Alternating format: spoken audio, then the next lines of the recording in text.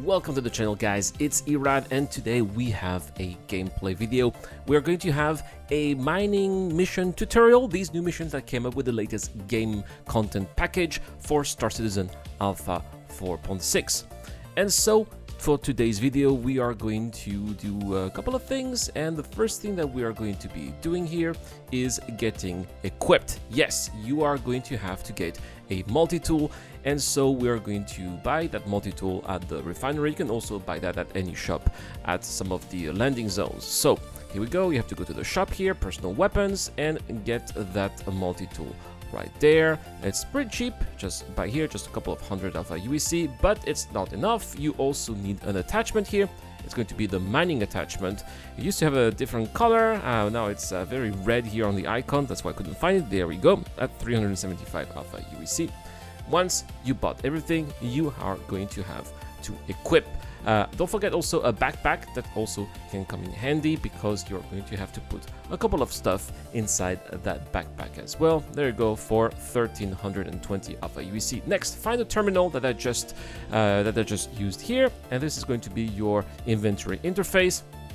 Just equip whatever you just bought here on your character. Don't forget also the mining attachment, and there you go. You are ready to start your mining mission journey. Yes, I just got some FPS mining gear here, because as you can see here, this is going to be the your Moby Glass where you find your missions, and you are going to have to start doing some hand mining, or also known as FPS mining. There's no ship mining at the beginning here. The hand mining is the entry level mission, and only if you succeed this mission you will have access to ship mining missions. So that's what we're going to be doing here. I will take that mission and go where it is telling me to go, which in this case is Han on the moon of Magda, which is magnificent. I love going there, especially at this time of the day where you have those bluish shades, and then it becomes pinkish, pink bluish. It's really beautiful, quite a unique sight in Star Citizen, and I'm really glad that the game took me to this location. I'm also flying, for the purpose of this video, this Aurora, which has been repurposed here, or at least redone in gold standard. It's also a pretty good job here from CIG. And so once I got to the location, it tells me to find a nearby cave. Luckily, by pressing tab here, which pings the local area, there was indeed a cave location, so I just flew there and landed my ship. Exiting here the ship, and looks like the ladder just the ship is tipping over because the ladder touched a rock here, and it seems that the ladder is very strong, and so that's what it did to the ship. Hopefully I'll be able to get out of here. So let's get into that cave, just like this, and once we are inside the cave, we are going to have to look for mineable rocks. Now, they come in different colors. They're usually bluish, pinkish, or purplish, and red and greenish. Now this one is going to be a Haydenite rock, and so you're going to be using your multi-tool just like this. Now you're going to see that there's an interface on your multi-tool. It says mining, 2 gauges.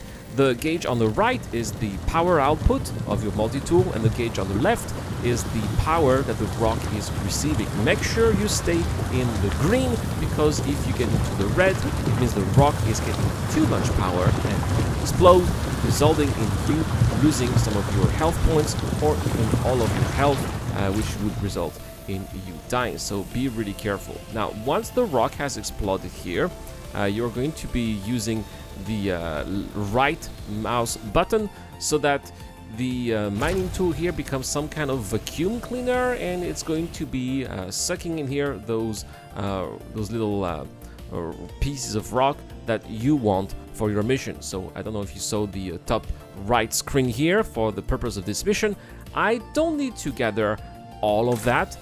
It's just one of the following. So I either need to gather 15 aphrite, 20 dolovine, or 5 Haydenite. But for the purpose of this mission, I'm going to collect everything to show you the different rocks. So the first one was Haydenite. This is dolovine. As you can see, it's quite green. And the reason why this rock here is so shiny like that is because I put too much power on it, so I had to let it cool down and then restart the process again, so that to make sure it doesn't blow up on my face. And I'm going to do it again. Now there is also a little gauge under the right gauge. It's like a circle here. And once the circle is complete, that is when your rock is going to fragment and you're going to be able to collect the fragment you need. So you can see the circle is almost complete. Now it is complete. The rock is fragmented and I can get those nice little gems right there. Now I think it was quite important to make this little update also in video about how hand mining has changed here, because when I did this mission I kind of had no idea. This is not an activity that I do very often, so it took me a couple of runs here to really figure out and understand everything that was happening on the screen. Alright, so I've got the Hedonite, I got the Ephemerite, I've got the Dolomite, sorry, and now the Aphorite. So the Aphorite is a little bit more pinkish purplish, as you can see here, and just like the other rocks, you break it and collect all of the resources that are needed. Now again, as I said, you just need to do it for one type of resource. You don't need to do it for everything, but I'm collecting everything for the purpose of this video. And it's also possible that the game may be bugged. I have seen that before. Remember, it's an alpha, guys, right? Good old meme. So that means that if it gets bugged, let's say for example you bring in your 5 pieces of Hedonite and somehow it doesn't work, then you just put your 20 pieces of Dolomite and it might work, right? That's something that has happened to me in the past. Anyway, I've got everything. I was able to get back onto my ship, which is indeed upside down. Luckily the thrusters are strong enough to lift the ship. As you can see, I'll just turn it around and just get out of here and go where I'm supposed to be delivering it, which is not too far. The cave is like just 3 kilometers away from the mining station, so I just fly there and land, well, preferably not too far from a freight terminal. There are also some ships here. I'll try to avoid ramming them. It would be a shame to get a fine for for vehicle damage. There we go, just landing it right into the freight elevator, and then I will go to the freight elevator and drop the rocks that need to be dropped. So to drop the rocks, well, this is going to be just like, unfortunately, I don't know any way you can drop all of the rocks at once, so you have to do them manually, which is very annoying. So for the purpose of this video here, I had to accelerate the process. Now, as you can see, I decided to drop everything just in case. And now that everything is on the freight elevator, I am putting everything right there and just want to make sure that the mission is complete. Remember, guys, that this is the entry-level mission, so if you want to have access to the better missions, then you got to make sure that you got everything that you need to deliver here. And so here we go, objective complete. Looks like, yeah, everything has indeed been completed. The mission is over, and so we are going to be taking more missions. So let's go back to the Moby-Glass. And now if I go down, I should have a new tab called Ship Mining. There it is. So this is kind of like, again, an entry level mission for ship mining. So it's going to be asking me to collect some iron, some quartz, and some copper. So for the purpose of this video, we are going to be taking now a prospector, a ship that I particularly like. You can also upgrade the prospector with some mole sacks, which are going to be having a total capacity of 48 SCU compared to the original 32 SCU of the prospector. So that's definitely something worth keeping in mind, especially as you're going to see later that refineries are not as effective as they used to be. So you really want to be carrying as much as possible so that in the end you are going to bring home as much as possible. So, for the purpose of this video, I'm saying that a lot, right? I went to Aberdeen because it turns out that on Aberdeen you can find some quartz, some iron, and also some copper, which is everything that you need to find for this video. Again, as you can see at the bottom right of the screen, I have more ore than I'm supposed to be bringing here, but again, that's because the refinery is going to be taking a lot of that ore if I want to undergo the refining process. So looks like I got everything in the ship, so I'm going to be leaving and I will go to the refinery. Just landing the ship just like that. There we go.